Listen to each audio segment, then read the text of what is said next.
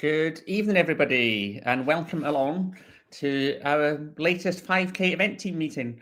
Thank you, everyone who is joining us tonight. I know that we are clashing with an England football match, which might be of interest to some of you out there, and certainly not of interest to some as well. But if you find the time to come and join us, then we're really delighted to have you. We will be recording this call, and as we always do, we'll send out an email with the link to the call and some resources. So if you're watching it back, thank you for joining us.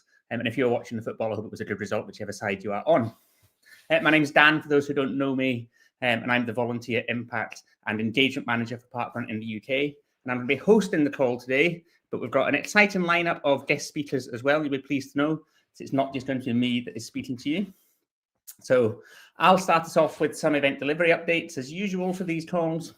And I'm really pleased to say we've got a fellow volunteer coming to speak to you today. So David Hayday, who is an event ambassador and event director at Billericay Parkrun in Essex, will be sharing his sort of thoughts and ideas around using event team websites to promote your events.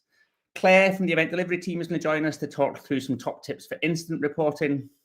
I'm going to do a little bit on building a volunteer community based on feedback that's come into the volunteer experience survey. And then we've got a couple of questions that came in the last couple of weeks that we're going to answer at the end. As always, please use the chat box to introduce yourselves and also to ask any questions relating to the content throughout the session. Helen is in the background, beavering away, answering as many of those questions as she can. Do bear with her, please. Because there's only one of her and there's lots of you asking the questions. She'll get through as many as she can. Any we can't answer tonight or that Helen can't get to, we'll try and pop answers in the email that we send out after the call in the next few days. And just bear in mind as well that because the call is being recorded, any comments you put in the chat will probably also be able to be seen by people watching the call back as well. So just be aware of that if you're commenting. But we love to get your comments, so please do use the chat facility.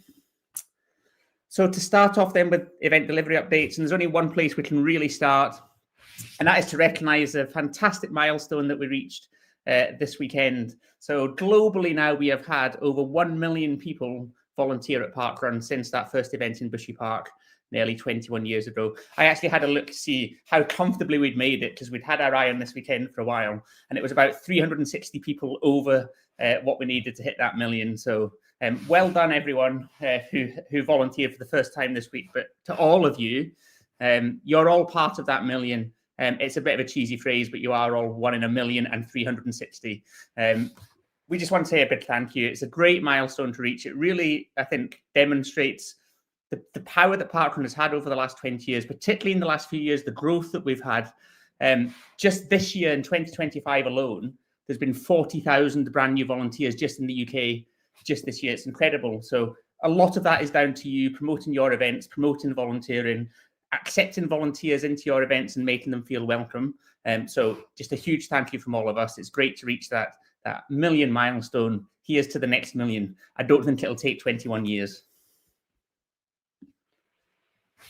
Okay, so you might have seen an email that came out last week as well about the volunteer vests, the pink volunteer vests that you use at your events.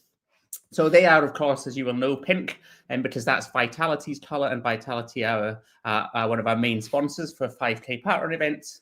So Vitality have updated their logo, and that means that the Parkrun logo with Vitality in it, which we use for our Vitality sponsored items, needs to be updated as well to reflect that new logo. So it's really important that when we work with sponsors, we get loads out of that arrangement.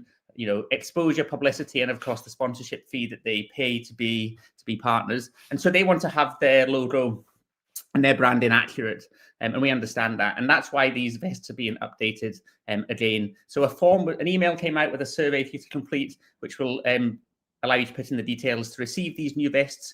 And you'll also get the information on how to send back the existing vests so that they can all be recycled. So please, if you haven't filled that in, if you can do so, that will really help out our support team.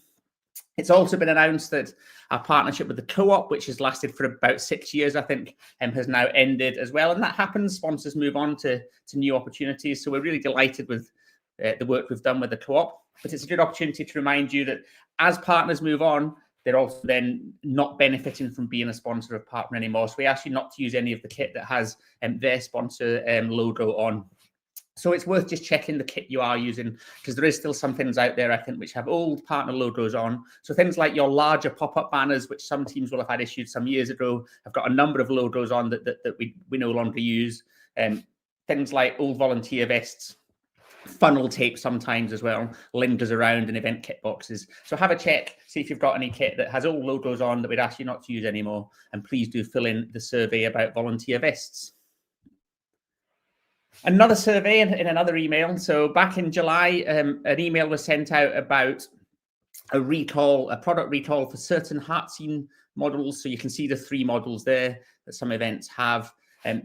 Actually, there was a survey in that to fill in details about your AEDs for each event. And we're asking all teams to fill that in, whether you have one of these models or not. If you do have one of these models, the information will help us manage that product recall. And if you don't have, the information will just help us build a database around all the AEDs that we have, so that we can manage them moving forward if any issues like this occur, or as things like pads and batteries reach expiry date. So it's quite a short form for you to fill in. If you haven't done that, please do. If you do have one of these models, don't panic. There's no major faults that we're aware of with these models of AED, but the manufacturers quite rightly have, if they find a potential fault, even just a one-off in testing, they take that quite seriously. And so we work with them when they issue things like product recalls. So please fill in the form. And if there's any action needed, our team will be in touch with you to let you know. And then a reminder again about the volunteer feedback pool. So I'm really pleased to say that in the last couple of months, where we've been talking about this pool on calls like this, on other calls we have when we've been talking to teams, we've seen quite a big increase in the number of event directors and ambassadors signing up to be part of the volunteer feedback pool. So an extra 200 or so people have joined, which is absolutely brilliant. We're continuing to work internally to have opportunities to reach out and ask people to feedback. A recent one was around the junior milestone wristbands, and a review around whether we've got the right numbers there, whether the wristband's the right thing to hand out. And we had some fantastic focus groups, some really informed views and ideas coming from people taking part in those, from junior event directors who have signed up to the volunteer feedback pool. So please do, if you're an ED or an ambassador and you haven't yet signed up, it's really worth being part of. There was an email back in February. You can use the link there to sign up, or just email into eventsupport@parkrun.com and we'll sort you out. We'll send you out the form you can fill in, and that will get you into the volunteer feedback pool. As I say, lots more people are joining it. It's a really good way to be able to help us make the right decisions. Okay, so that's it for event delivery updates. And I'm really pleased to say that we have a volunteer joining us today. So some of you will remember that earlier this year we had the event directors from Bushy Parkrun come on and talk about their experiences running that, the first parkrun that was set up, and particularly around when they had 6,000 people turn up to their event last year. We got such good feedback on that we want to have more volunteers taking part in these calls. So I'm going to bring David onto the screen in a moment, but before I do that, if you have something you think would be really good to share with other teams running 5K parkruns every week, if you've got some learning, some experience that you think I'd like to share that, let us know. We're always looking for people to come and speak in these calls. We'd love to have your ideas of what to include, so please do reach out, eventsupport@parkrun.com. We'd love to get some ideas. But David got in touch after a recent call and said, well, I'm not going to tell you what he said. I'm going to bring David on and let him introduce it himself. So here he comes. Hi, David. Thank you so much for joining us. No worries. Thank you very much, Dan. I was going to introduce what you're going to talk about, and I thought, actually, it's probably fair enough for you to do that as the idea behind the content was yours. So I'm going to take myself off the screen and just leave you to it, and then I'll come back on when you finish your presentation. But thank you so much for joining us. No worries. Thank you, Dan. Good evening, everybody. Well, using event websites is a pretty good title for this, but just a little bit of background. So I've been parkrunning for 12 years now. I've been a run director at 2 very different events in Essex. And then in 2017, I was the event director at Billericay Parkrun when we launched back in 2017. And along with that, to keep me busy, I'm an event ambassador for a cluster of parkrun and junior parkrun events in West and Central Essex. So that's my kind of parkrun CV, if you like. Next slide, please, Dan. And really, what I wanted to talk about, and for anyone that's been involved in parkrun, 8, 9, 10 years or more, you may well remember the time when an event went live and you were given your kit and you were given your website and you were given your Facebook page, and away you went, and happy as Larry. There were relatively few problems apart from having to use stopwatches and Opticon scanners. But things have changed, and particularly around communication and trying to build a community. Particularly that, there's no longer a single dominant social media platform, and yet Parkrun rely very heavily on Facebook and continue to do so. But if I mention Facebook to any of my Duke of Edinburgh volunteers, the chances are they'll laugh at me. And until recently, I absolutely thought that TikTok was the sound that a clock made. I kid you not. So there are very much age-related and other preferences to the wide variety of social media platforms that now exist. And it's unrealistic for any event, for any of us, to be across all of those in trying to connect to a lot of people, maybe existing parkrunners, but also potential parkrunners. And something that I picked up on very, very strongly when we had to cancel recently at short notice was the number of people that were actually actively avoiding social media altogether, not seeing it as a good thing, not seeing it as something they needed in their life. So they were keeping well away, and it wasn't an effective means of communication for them. Next slide, please, Dan. And just to make matters worse, there isn't a single solution to this, and there's no magic wand. And on top of that, there's some other things we have to take into account. Parkrun communities differ. Some are large, some are huge, some are small, some are in city, urban situations, other very, very rural. Some have sort of transient populations with lots and lots of tourists. Others have quite static communities where the change of mix is less obvious. So a one-size-fits-all option is tricky to find. Layer on top of that volunteer teams have vastly different levels of experience and expertise, and I've just exposed some of my lack of expertise, and of course time. We all commit a lot to Parkrun. We wouldn't be on this call if we didn't, and so it's yet another thing that you can reasonably commit to. We'll try and cover that a little bit later on. But we're not alone in this. It's a challenge that's shared by Parkrun centrally. They're trying to communicate with the widest possible group of people via a variety of channels. And of course, it's common to any organization that might have, I'll call it a membership, but also trying to reach out to people who are not currently a member, are not currently engaged, are not currently a participant. So it's not a unique challenge.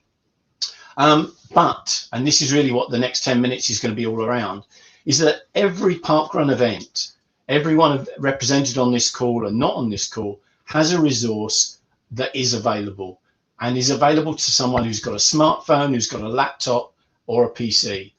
And that's really what I want to touch on. But before I move to the next slide, I do just want to root this very much in the here and now.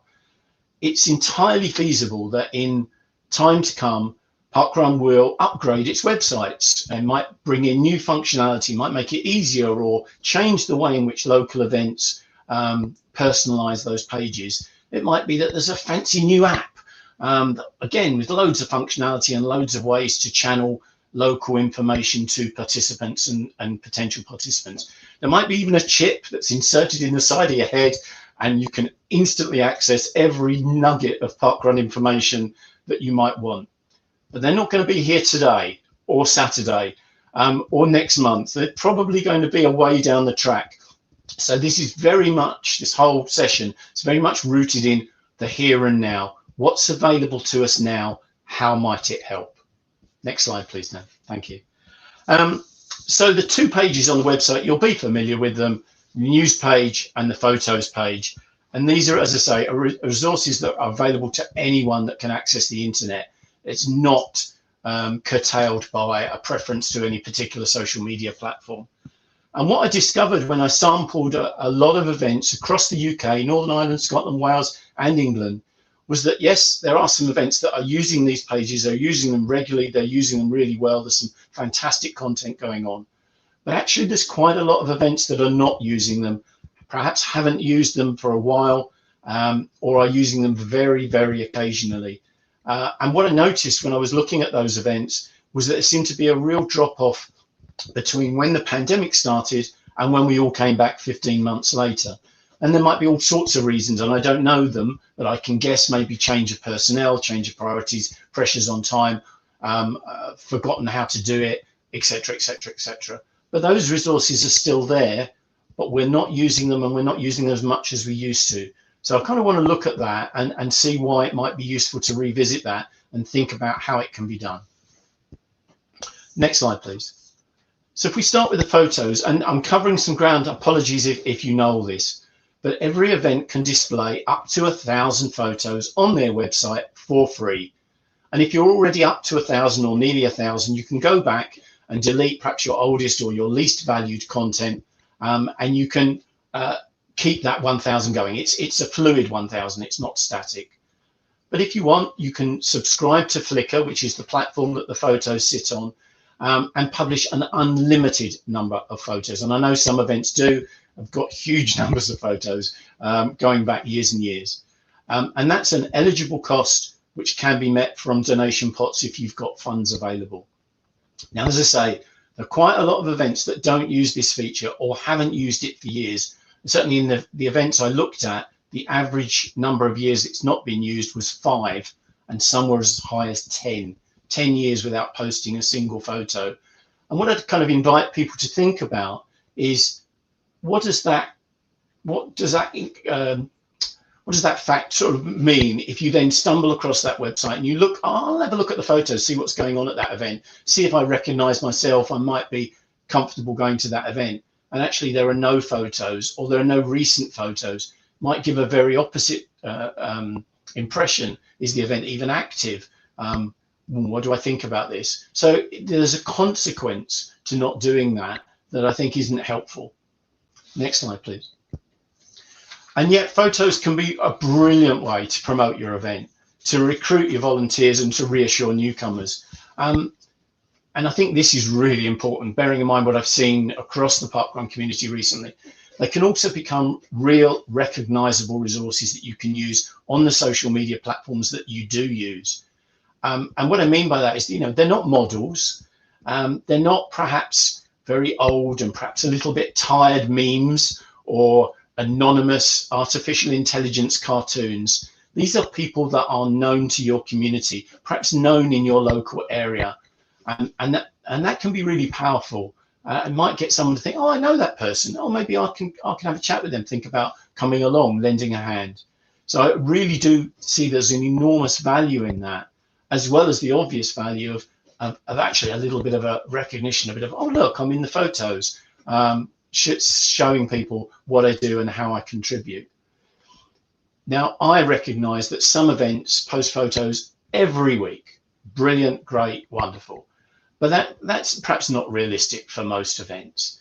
But what I would say is, even if you post pictures on the web just now and again, as the seasons change, that you've got a special event coming up or a big celebration, if you just try and keep it ticking over, I think that does make a difference to your website. It lifts it, it shows that your event is alive and vibrant and has a beating pulse. And of course, this doesn't have to be hundreds of photos, 30, 40, 50 photos, just a little group of representative pictures that include volunteers can be just as effective as 200 or 300 of exactly the same position on the course, capturing every runner as they've passed a particular marshal point. So don't think that it has to be volume. It can be a neat bundle of photos that work very well. And bearing in mind, we all carry a camera around with us, so if we get close enough, you can pick out some good pics. Okay, next slide, please. And very much the same applies to news stories. So every event can engage their community through their news page, and the login is shown on the slide there. But this is one of those ones where you get your password at activation, and it only needs the bit of paper to go missing, or the email to go missing, or the personnel to change. And the secret nuclear launch codes don't get passed from one ED to another or one core team to another, and the whole thing breaks down. So if you're not entirely sure of your login or your password, event support stand ready to help you with that. It's very much available. So if that's the only reason why you're not doing it, don't let that be a barrier. But the space can be massively useful to shine a light on your personalities, on your characters, on your celebrations, to help you create that community, to help you help you share what people how people tick and get to know people, and that again can be really, really powerful. Now, I am not an expert at this. I'm really not. I am an advocate, but I'm not an expert. But I was run director on Saturday, so I can't come on here and not put my head above the parapet. So if you want to have a look at the event report I published yesterday for Billericay Park Run from Saturday, feel free, or look at any of our event reports on our page over the weeks and months that have gone by. They're all very different, but they just hopefully give you some ideas of what is possible and how you can personalize those reports to not just be facts and figures, but actually to be about people as well. And I'm not saying, you know, they're the best event reports out there. There are plenty of really, really good stuff out there. So it doesn't even have to be ours, but do look around and find some good examples that might give you some ideas to start with. And conversely, and exactly the same as the photos, you know, if you go on a website for a park run and there's nothing or there's very little on the news page, perhaps hasn't been anything for a year or so, what impression does that create? Is that welcoming? Is that likely to get that person to take the leap and come along, either as a participant walker runner or as a participant volunteer? So it's just something to bear in mind. Next slide, please. So the space is very flexible, but I would be lying, and I might get told off for saying this, to say that the system in which you do the news reports is very intuitive and easy to use. It's a bit of a pig, but it's one of those systems. It's not actually very difficult. You just need to use it 2 or 3 times. The challenge is to get past those 2 or 3 occasions, because once you've done that, it is actually relatively straightforward. And with a little bit of support, I'm sure that, you know, every event could use that very successfully. But sometimes it's that first attempt and giving it a go. If you can use photos where you can, it really helps to lift the content. And just like the photos, if you can post something just now and again, maybe a summary of the events this month, maybe a summary of Christmas, a big milestone, a birthday event, it just keeps your page ticking over. It makes it look as though the event's got something attractive to offer to the people that might come already, or the people who don't see your social media posts, or the people who are thinking of coming along. But I do appreciate this may not be your bag, or you may not have the time to devote to it. I'm going to very much touch on that in a moment, because we're, as I said at the outset, you know, we're already expecting a lot of each other to deliver these events week in, week out. So next slide, please, Dan. So it's all very well me banging on about why I think it's a good idea to have photos and news stories on the website, but it really wouldn't be fair if I didn't give you some help. So when Dan circulates the slides in a few days' time, attached to those will be a step-by-step guide for uploading photos to Flickr and a step-by-step guide to uploading news stories to your website page. Both of those have been, I'm very grateful to, both those have been created with the help of Rachel Varnum and Katie Smith at Billericay Park Run. And I really hope they're useful, because they should give you the tools you need to actually go forward and publish something. And I do hope you give them a try. If your event has already got something like that, I'd love to see it. I mean, because what I really want to do is create the most effective, definitive guide to helping you publish to your website page that's possible. So please, if any of you who are using the website have got those kind of volunteer step-by-step guides, please share them, and I'll kind of distill it down into what might be, you know, the very best version that we can create. And I think one of the things that's important to remember is once you've created the web content, is to then drive people to it. So you can use links from your news stories or from your albums and photos and plant those in your social media to push people towards that content, so that they know that there's more on the website. They might actually discover that there's more there from the results page, that there's more there from the about the course page or the about you page. So it's a way of pushing people towards the website who probably don't go there very often. So it's another tool that kind of helps you create the fullest possible picture to your participants. Next slide, please. So I'm nearly finished, you'll be glad to hear. I suppose the key message is try not to rely on one platform for communications. And I'd probably add to that, especially if it's Facebook. And the trouble is, a lot of us do lean very heavily on Facebook, but a lot of people don't use it and won't see the content that you publish there. If this stuff isn't for you or you don't have time, are there some other people that might be able to help? Are there people on your existing parkrun community who might be interested in this, who might be more familiar with the sorts of skills that are needed to either upload the photos, take the photos even, or to upload digital content? Some people are desperate for experience in this area, and if you give them the right kind of parameters, they'll be really pleased to help. I mean, I'd have to say, you know, the photos taken at Billericay on Saturday were taken by one of our Duke of Edinburgh volunteers and edited and uploaded to Flickr and Facebook by the same person. Saved me bundles of time. So it doesn't have to be you all of the time. You might have a local camera club who, yeah, they're not going to come every week, but they might be prepared to come, you know, a few times a year or every other month or something like that to take some nice pictures for you, which again, you can use on the website, but also use to promote your event in other situations. It doesn't have to be you. And if you've got a local college, there might be digital content design courses or photography courses, other people you can kind of tap into. It doesn't have to be you all the time.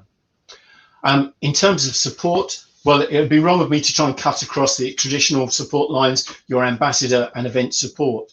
But if anyone has got any questions or queries or just wants to run ideas past me, my email address is on the slide there. You're welcome to drop me a line. I'm happy to try and help. I am going away for a week tomorrow, but I will respond as soon as I can if you do pop me a message in the next few days. And what I'd also think about is, you know, if you're looking for some support, maybe you want to dip your toe in the water, you want to try this out, have a look around your neighbouring event websites. Are one or two of those doing this regularly? Are they doing the sort of thing you might like to try? That might be a brilliant collaboration for you to, to get to know your neighbouring event a bit more, but then to be local and come and help you in a very practical way. With the best feeling in the world, if Inverness Parkrun are on the call tonight, you know, I'm not going to be coming up visiting, but if it were Wickford down the road, then I might be able to do that. Others might be able to do the same. So, you know, let's all try and kind of raise the bar a little bit if we can. I suppose more than anything, I really hope that's been of interest and useful, maybe got you thinking. If you don't use your website very much, perhaps have a chat locally. Have a think about what would you perhaps post on there? What's stopping you doing it? Is it because you're not sure of the password? Is it because you're not sure how to do it? Will the step-by-step guides help? I very much hope they will. And if at all possible, try and avoid your websites looking as though you've got tumbleweed drifting across the screen, because that ain't a good look and doesn't reflect well on the brilliant work that you all do. Really hope that helps. Back to you, Dan. Thank you so much, David. You've certainly caused a lot of chat in the chat box, and that's what we're about to say. That with varying opinions around the usefulness, I think, of WordPress and Flickr in particular. But I think one of your key points was around, while Facebook might be easier for many teams, not everyone is on it, and therefore, if you want to get information to as many people as possible, using a different platform is helpful. And there was a few questions, and we don't have a lot of time. A couple of people mentioned timing of publishing sort of reports after events. Have you got any guidance around sort of optimum time for getting something up after a Saturday event? Well, as an event, I mean, this is just a convention at my own event. We try and get the event report up within sort of 2, 3, 4 days max from the event actually happening. Ideally, sort of Sunday, Monday. Friday night ain't a good time because people are already switching into the next episode. So I'd say, you know, Sunday, Monday, when we tend to get the biggest kind of reactions and engagement, and we try and look at how many people have clicked through from Facebook, but also how many people have gone through to the web, and what kind of queries or emails are we getting where we've asked particular questions in the event reports themselves. So I would say, you know, if I was doing it again, I try and publish Sunday, Monday. That's where I aim to do. Thursday, Friday, people have shifted. They're already on to the next episode. Excellent. Thank you. And then there was also a comment saying that the best run report, or somebody's favourite run report they'd read, had been written by an 11-year-old. And I think that's a nice note to finish on. Anyone Absolutely. out there can do a run report, can't they? And they can share their reflections of what's happened, what they felt about on the day, what that parkrun means to them. It can cover all of those things. And maybe with a little bit of guidance from an RD or an ED, anyone can put together a report that's interesting to the community, can't they? Absolutely right. And of course, you know, we've got communication person, report writer, and other. They're on our volunteer roster. Use them. Don't be afraid to use them. even to volunteers who don't even need to go to the event. They can be really useful to you in this area. But I've overrun, so I'll shut up. No, that's really great. We really appreciate you coming on. As I say, you've created a lot of chat, which we love to have lots of feedback for us to take back to our comms team as well. So thank you so much for coming on, David, and for everything you're doing. You're welcome. It's great to have you. Great stuff. Okay, so next I'm going to bring on another guest speaker. So here comes Claire from the event delivery team. Hi, Claire, how are you?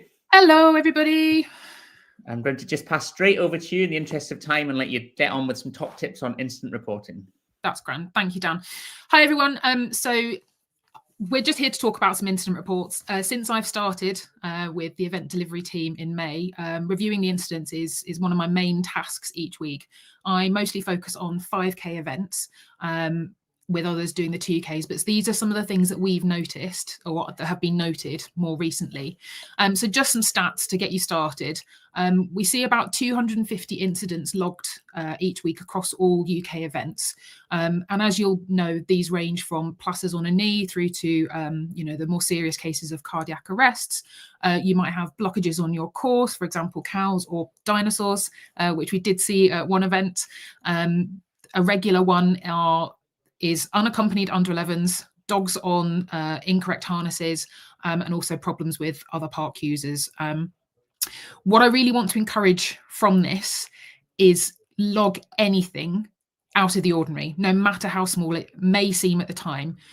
We want to know what's happening, because if we don't know what's happening, we've got no idea what's going on at your event, essentially. And also it's really important for us to know, because knowing what's happening at events, the incidents that you're experiencing, it can help us change how we do things. So for example, the dogs on waist harnesses, that rule change came about because of the number of incidents that we were seeing. So what I would really encourage is please just tell us anything. And we'll go into a bit more detail on the next slide. If Dan can click along, please. Thank you. So some of the things that we've spotted, like collectively, we've just kind of compiled here into a top tips list. So as I've said, please log anything and everything that happens out of the ordinary before, during and after. I completely acknowledge that you might not know something's happened, but if you get an email about it, please log an incident. Equally, if it happened after the event and you knew about it and it wasn't actually immediately to do with the event, please still log it, because we never know when that might become a bigger problem. If you can also please put in full names and barcode numbers of anyone involved, that just means it's much easier for us to reach out if we need to. You'd never realise how many John Smiths are registered for parkrun around the world until you try searching for them. So if you can give us their barcode number, that's their unique identifier, and that's really helpful. Also in that, if you can just check for any typos, because we'll often see, and I know people are typing on their phones, but a 9 might be entered in as a 0. It's just a good idea to get the person to confirm that that is their number. A big one for us as well, please separate out your incidents. If 3 things happen at your event, we want to see 3 separate incident reports, please. Of course, if 2 things happened that are connected, report them in the same one. When you're logging your incidents as well, please give us plenty of detail. So where did it happen? Who was involved? What did you do? Anything that you'd already done to try and prevent that from being a problem. And it's also worth saying as well that you can edit and add to incidents via EMS after you've logged that incident in the first place. So a lot of people might like to log an incident and get the results processed. It is completely possible to go back in afterwards and add more detail. That's absolutely fine. It's also really important that you let the landowners know as appropriate that something's happened. So for example, you might be on private property, or your event might happen on National Trust or Forestry England, or it might just be that you need to let the council know. But it's really important you tell them, and also that you keep in contact with your event ambassador about what's going on too. When I was an event ambassador, I'd always just check in, sort of say, have you had any incidents that you want to talk through? It might be that you don't, but you should definitely be telling them about any critical incidents you've had. This parkrun paradox, the next bullet point, I've stolen this quite blatantly from ARIA, Dan Weimer. And it's this concept, and David talked about it as well. talk to other events, find out what's going on, because you might think that the problem that you're experiencing at your event is only happening with you. But actually, in speaking to them, you realize that that same person is doing the exact same at other events. And by talking to one another, you can see that there is a sort of a pattern, and then that pattern helps us take the necessary action. Something that's come up more recently is the people turning up and wanting to demonstrate or protest at an event. We do have specific advice for how to manage this on the Volunteer Hub. So please do go away and have a look for that. And also please then log an incident, again, with as much detail as possible, and then we can follow up with that as appropriate. And a final note on the top tips, because in reviewing the incidents today, I've seen this a few times, but a quick and polite reminder, please do not remove any individual's results for any reason. Always refer them through to us, in large part because then we're taking the pain from you, because sometimes this can be quite confrontational. If you're saying I'm going to remove your result, always refer it through to us. We're really happy to take that pain from you. And also we would see result removal as a last resort. So we would want to kind of make sure that that was the appropriate action. So as always, log an incident, let us know if it's happened multiple times, and then we can do the right thing. All right, thanks, Dan. Next slide, please. So I just thought I'd give you some insight into sort of the background of the incident reporting system, because you see the EMS side, and then when it comes through to us, we can see these categories that are on the screen here. So we've got 5 different types. So we've got medical, operational, safeguarding, dispute, or dogs. So any incident might tick more than one box. So for example, it might be that you've got someone with a dog on the wrong kind of lead, but that is also then has created a medical incident where it's tripped someone over and they've needed first aid. So we would tick both of those boxes as appropriate, and we would grade it. So we have a grade of 1 to 5. 1 is not serious, no further action, through to 5, which is usually reserved, or pretty much reserved, for critical incidents such as cardiac arrests. Just some further information there. For any slips, trips and falls, it's really important that you please tell us where on the course that incident happened. So where, you know, sort of it was on this bit between these marshals. If you've got any existing mitigations linked to what happened, let us know that as well. And if you put any short-term mitigations in place. So for example, you might have had a tree fall on the course and you diverted it around that. So just let us know, we had a tree fall on the course at this point and we did X. So it might be cones and an extra marshal, and we highlighted it in the event brief. It just helps stop us from having to ask you those questions in the follow-up. It's also important to note that this information is useful because it will be referred to when your risk assessment comes up for its annual renewal, and it may help then inform any necessary changes to that. So as I said before, you letting us know this means that we can better support you going forward. So based on all of that there, I just thought, right, what might be useful for you to see, and what can good look like in an incident report? Now, a couple of quick caveats. I promise I've not done any of these things. I've just used my name because then I could give you the example and put the barcode number in there as well. But it was just a good way of showing you like what we might see and how that could potentially be improved. I don't expect to see all this information in every report, but you can just sort of see some of the things that might be useful for us to see. So you can see here that the original report was Walker fell on the course and used items from the first aid kit. Great, but it doesn't tell us who, where, or what first aid was applied. So I've changed that to Claire Ferguson, barcode number, fell on the course on the uneven ground through the woodland between MP4 and MP5, tripped on tree roots or rough ground, continued to complete course, used wipes from our first aid kit to clean wound, terrain noted in pre-event brief and first time welcome, noting that I was a tourist, and that also MP4 reminds passing participants to watch their feet. And because I've noted as well about letting your landowner know, just a line in there saying, you know, I've advised the National Trust visitor team for them to note in their accident log. And then another example on the next slide, we've got one here. So I've seen this a lot, and I'm sure the event teams will know we see a lot of dogs on the wrong leads. So runner using waist harness with their dog. So what could that look like? Claire Ferguson, barcode, completed the course with her dog on a waist harness. A reminder of the rules have been included in both the first timer welcome and pre-event brief, noting again that I'm a tourist. The run director spoke to Claire at the end to remind her of the rule. we've not seen her here before, so not someone we've already spoken to.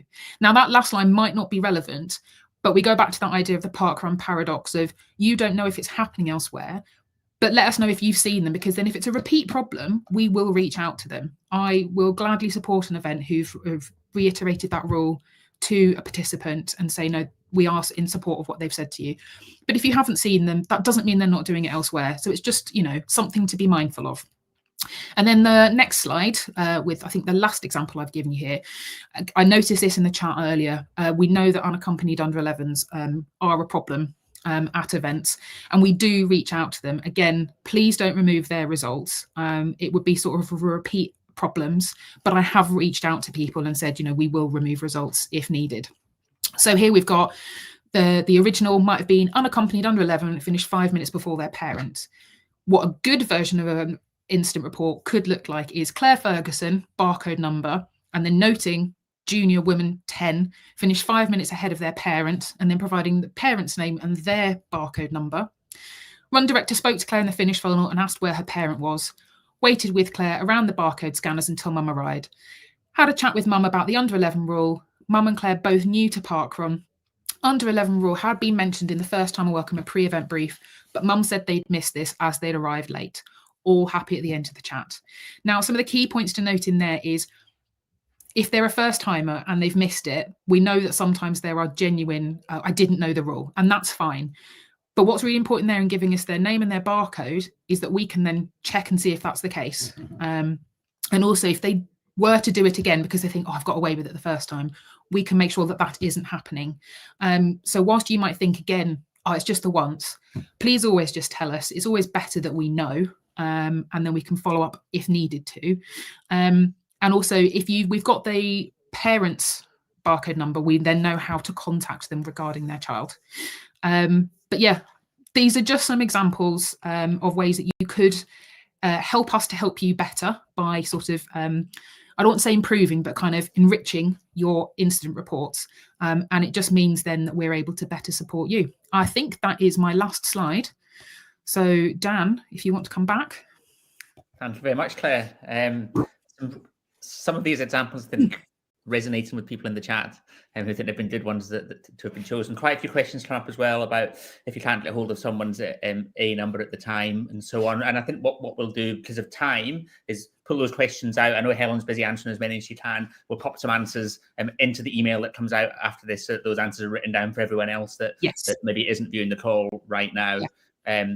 But I know it maybe seems a bit odd that you get so many incidents sent in every week to deal with that you're asking for more to read. But I know that providing this information will really help you in terms of time with not having to reach out and ask so many questions afterwards.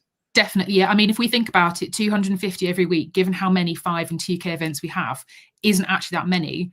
So yes, we'd love to see more. But yes, the more information you can give us, the quicker we can get through them and deal with the ones that really do need us to reach out. So yeah, thank you everyone.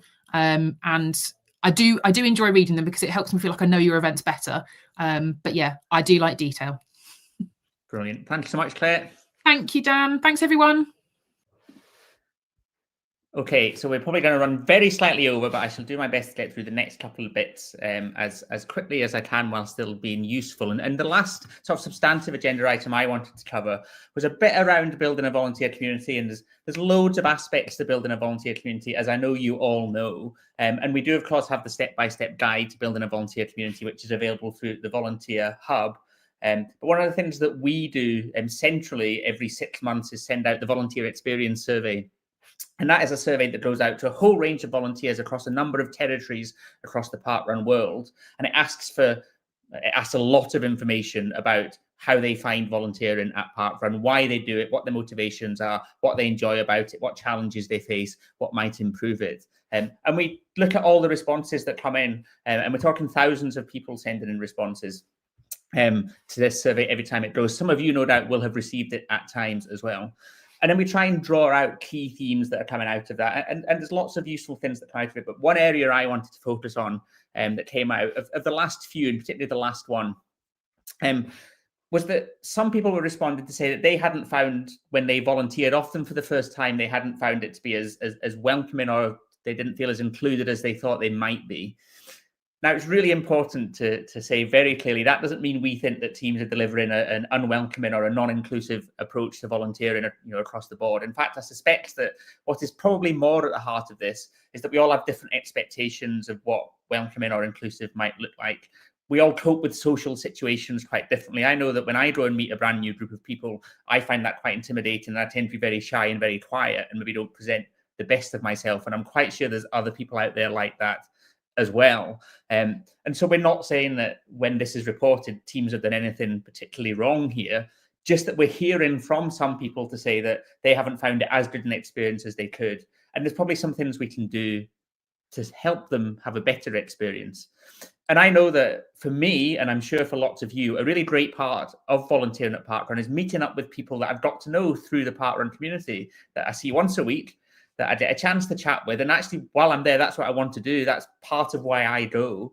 It helps my mental health to meet those people, to have those chats, to feel part of a community. And maybe I'm not the greatest at thinking about somebody who might be new that week. And that sort of shyness I have with new people makes it harder for me to go over and speak to them. So there's lots of things going on. And teams and events now have so many regular volunteers and great volunteers that know what they're doing, that often things like set up and take down just happen sort of without anybody needing to direct it. And that can be a bit alienating for new people as well. So there's loads of stuff happening, and it's just thinking through maybe some key top tips that can help people feel a bit more included. Just before I get onto them, I thought I'd share some of the feedback that's come in, so you can see the kind of stuff that comes in. So people saying they'd rather feel more welcomed by other volunteers. No one really spoke to me. The core team seemed quite cliquey. I felt like an outsider. Maybe buddy new volunteers up with an experienced one, or put more emphasis on making new volunteers welcome. So how do we turn that into action without having to feel like you're having to do lots of really complicated stuff every time new volunteers turn up? Well, I've come up with a few ideas.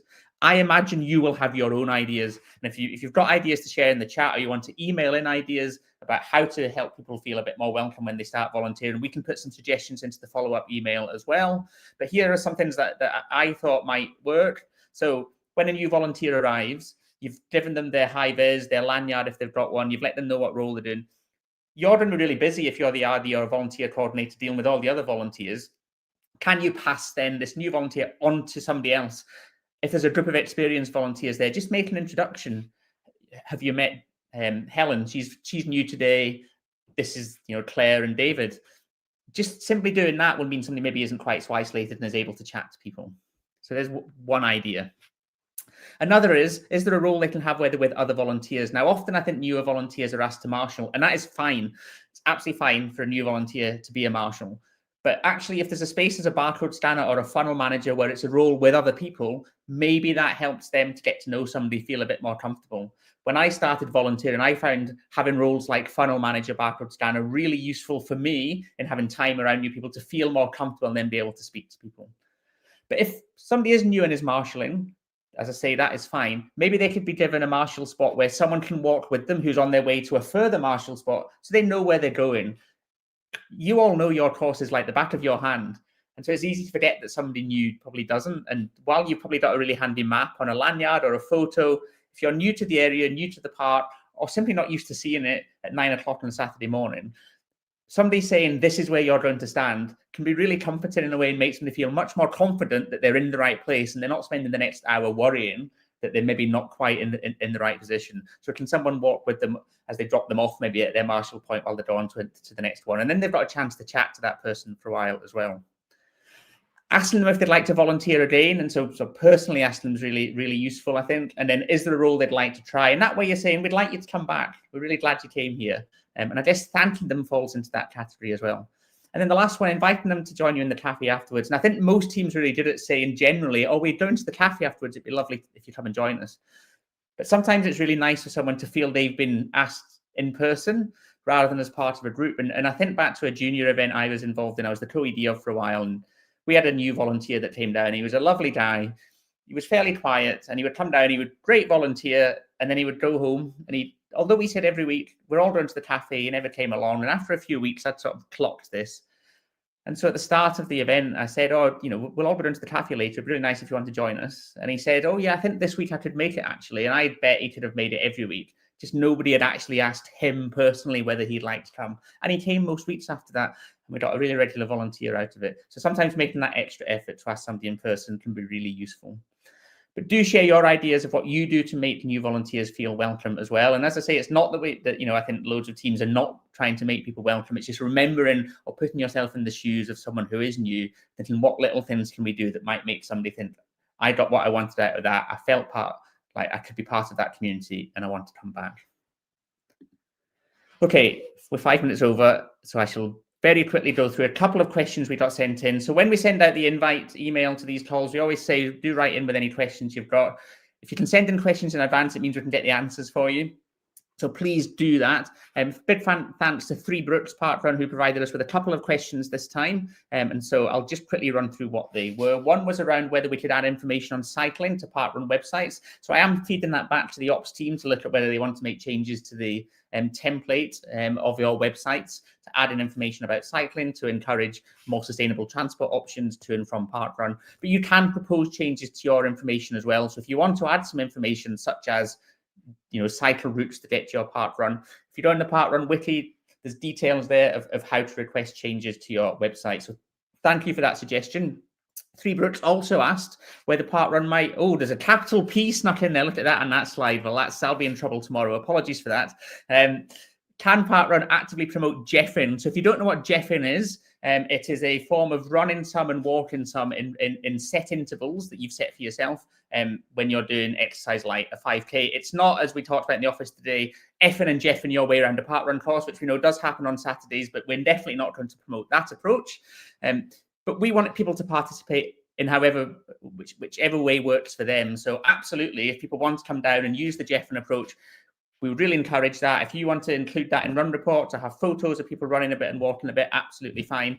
I will also feed onto the partnerships team who work with Vitality as to whether they want to think about Jeffing specifically for a future part of our Let's Walk campaign. But a great suggestion. And yes, absolutely. If people come down and Jeff, really valid way of taking part in parkrun. A brief reminder then of the support avenues available to you as event teams. So there's the volunteer and safeguarding hubs, which I think at least the volunteer hub's been shared in the chat already tonight. Your Slack channels, event team and ambassador Slack channels. Use your event and regional event ambassadors, and then there's event support at parkrun.com, and of course on Saturday mornings the critical incident line when required, and you can see the number there, and we'll share that when we share the slides round. But thank you very much. I started with the fact we've reached 1 million volunteers. It's worth ending on that as well. It's a remarkable achievement, I think, something that we forget sometimes, I think, how significant some of the numbers around parkrun are. 1,000 people across the globe have volunteered at a parkrun. A lot of them because people like you are putting on events and making your events welcoming. You're encouraging them, and you're thanking them for coming down and volunteering. And you deserve all that recognition as well. So thank you for the volunteering that you do, for putting parkrun events on, for helping people get happier and healthier, whether they're running or walking or like 1 million people volunteering. Thanks for all you do. I will look forward to seeing you all on the next of these calls just before Christmas, which will be here much sooner than any of us think. But have a great night, and thanks for joining us.